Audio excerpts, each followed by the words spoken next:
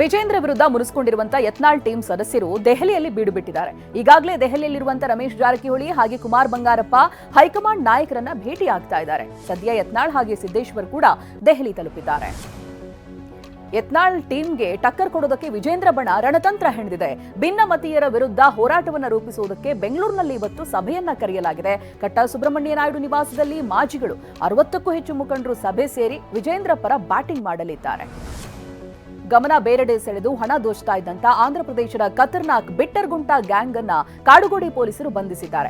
ಗಮನ ಬೇರೆ ಕಡೆ ಸೆಳೆದು ಹಣ ದೋಚ್ತಾ ಇದ್ದಂತ ಇಬ್ಬರು ಕಿಡಿಗೇಡಿಗಳನ್ನ ಪೊಲೀಸರು ಅರೆಸ್ಟ್ ಮಾಡಿದ್ದಾರೆ. ಬಂಧಿತರಿಂದ 12 ಲಕ್ಷ ನಗದನ್ನ ದೋಚಲಾಗಿದೆ.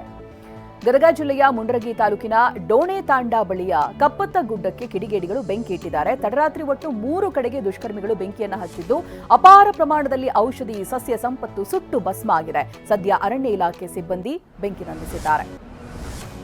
ಚಾಮರಾಜನಗರ ಜಿಲ್ಲೆ ಗುಂಡ್ಲುಪೇಟೆ ತಾಲೂಕಿನ ಮಂಟಿಪುರ ಗ್ರಾಮದಲ್ಲಿ ನಟ್ಟ ನಡು ರಸ್ತೆಯಲ್ಲಿ ಹುಲಿಯೊಂದು ಸಂಚರಿಸ್ತಾ ಇದ್ದು ಜನ ಬೆಚ್ಚಿ ಬಿದ್ದಿದ್ದಾರೆ. ತನ್ನ ಮರಿಗಳ ಜೊತೆಗೆ ರಸ್ತೆ ದಾಟ್ತಾ ಇರುವಂತಹ ಹುಲಿಯ ವಿಡಿಯೋ ವೈರಲ್ ಆಗ್ತಾ ಇದೆ. ಹುಲಿ ಸಂಚಾರದ ವಿಡಿಯೋ ಮೊಬೈಲ್ ಕ್ಯಾಮೆರಾದಲ್ಲಿ ಸೆರೆಯಾಗಿದೆ. ಬಳ್ಳಾರಿಯ ಬಿಮ್ಸ್ ಆಸ್ಪತ್ರೆಯಲ್ಲಿ ಮತ್ತೋರ್ವ ಬಾಣಂತಿ ಸಾವನ್ನಪ್ಪಿದ್ದಾರೆ. ಹೆರಿಗೆಯಾಗಿ 28 ದಿನಗಳ ಬಳಿಕ ತೆಕ್ಕಲಕೋಟೆ ನಿವಾಸಿ ರೇಷ್ಮಾ ಬಿ ಕೊನೆಯುಸಿರೆಳೆದಿದ್ದಾರೆ. 2 ದಿನಗಳ ಅಂತರದಲ್ಲಿ ಇಬ್ಬರು ಬಾಣಂತಿಯರು ಮೃತಪಟ್ಟಿದ್ದಾರೆ. ದಾವಣಗೆರೆ ನಗರದ ಕ್ಯಾಸಲ್ ಆರ್ಕೇಡ್ ಬಹುಮಹಡಿ ಕಟ್ಟಡದಲ್ಲಿ ಅಗ್ನಿ ಅವಘಡ ಸಂಭವಿಸಿದೆ. ಬೆಂಕಿ ದಗದಗಿಸ್ತಾ ಇದ್ದು ದಟ್ಟ ಹೊಗೆ ಆವರಿಸಿದ್ರಿಂದ ಕೆಲಕಾಲ ಆತಂಕದ ವಾತಾವರಣ ನಿರ್ಮಾಣವಾಗಿತ್ತು.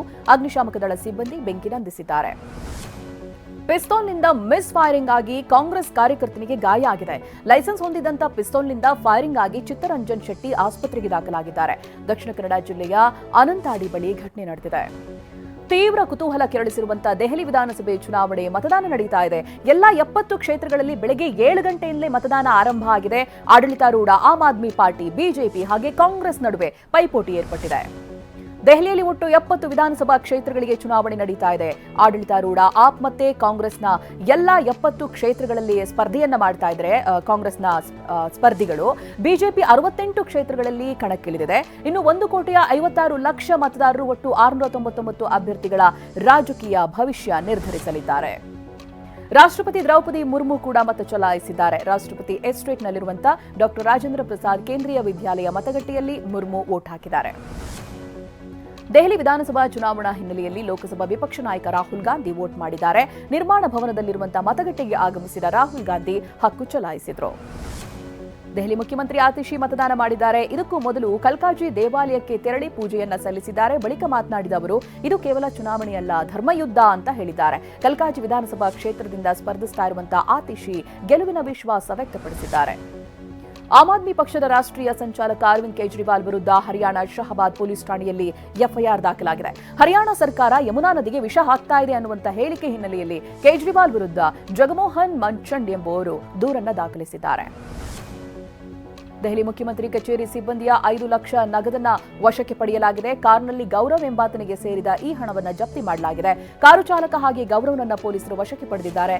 ಮನೆ ಮಾರಿದ ಹಣ ಇದಾಗಿದ್ದು ದಾಖಲೆ ನೀಡುವುದಾಗಿ ಗೌರವ್ ಹೇಳಿದ್ದಾರೆ. ಉಪ್ಪು ತಿಂದವರು ನೀರು ಕುಡಿಲೇಬೇಕು ಅಂತ ಕೇಜ್ರಿವಾಲ್ಗೆ ಅಣ್ಣಾ ಹಜಾರೆ ಟಾಂಗ್ ಕೊಟ್ಟಿದ್ದಾರೆ. ಚುನಾವಣೆಯಲ್ಲಿ ತಪ್ಪಿತಸ್ಥರಿಗೆ ಮತದಾರರು ತಕ್ಕ ಪಾಠವನ್ನ ಕಲಿಸುತ್ತಾರೆ ಅಂತ ಗುಡುಗಿದ್ದಾರೆ. ಮಹಾಕುಂಭಮೇಳದಲ್ಲಿ ಕಾಲ್ತುಳಿತದಿಂದ ಭಕ್ತರ ಸಾವಿನ ಪ್ರಕರಣ ರಾಜಕೀಯ ಜಟಾಪಟಿಗೆ ಕಾರಣವಾಗಿದೆ. ಲೋಕಸಭೆಯಲ್ಲಿ ಆಡಳಿತ ವಿಪಕ್ಷಗಳ ನಡುವೆ ಸಮರ ಏರ್ಪಟ್ಟಿದೆ. ಇದರ ನಡುವೆ ಪ್ರಧಾನಿ ನರೇಂದ್ರ ಮೋದಿ ಪ್ರಯಾಗ್ರಾಜ್ ತ್ರಿವೇಣಿ ಸಂಗಮದಲ್ಲಿ ಇವತ್ತು ಪುಣ್ಯ ಸ್ನಾನ ಮಾಡಲಿದ್ದಾರೆ. ಫೆಬ್ರವರಿ 23ನೇ ತಾರೀಕು ಭಾರತ ವರ್ಸಸ್ ಪಾಕಿಸ್ತಾನದ ನಡುವೆ ಚಾಂಪಿಯನ್ಸ್ ಟ್ರೋಫಿಯ ಹೈ ವೋಲ್ಟೇಜ್ ಪಂದ್ಯ ದುಬೈನಲ್ಲಿ ನಡೆಯಲಿದೆ. ಈ ಪಂದ್ಯದ ಟಿಕೆಟ್ ಮಾರಾಟ ಆರಂಭವಾಗ್ತಾ ಇದ್ದಂತೆ ಆನ್ಲೈನ್ನಲ್ಲಿ ನಿಮಿಷಗಳಲ್ಲೇ 1 ಲಕ್ಷ ಟಿಕೆಟ್ ಸೋಲ್ಡ್ ಔಟ್ ಆಗಿದೆ.